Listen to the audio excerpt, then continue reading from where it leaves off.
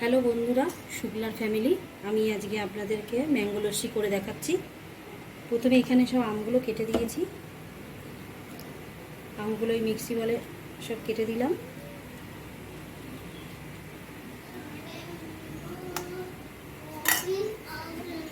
তারপরে এই যে এখানে 5 চামচ চিনি নিয়েছি, চিনিটা সবটা ঢেলে দিলাম।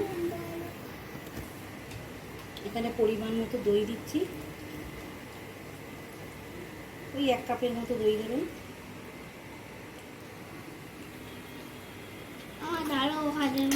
আর এখানে দুধ আছে, গরম করা দুধ, এটা একটু ঢেলে দিলাম।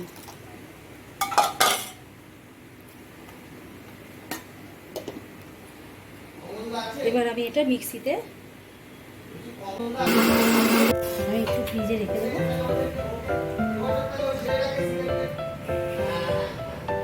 এখানে 5টা গ্লাস আছে, আপনারা একটু করে খেয়ে দেখুন, খুব ভালো লাগবে। গরমকালে এই লস্যিটা খুব ভালো লাগবে।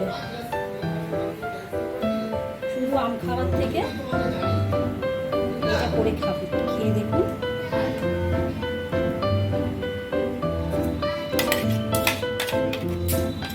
ঠিক আছে, এবার আমি এটা ফ্রিজে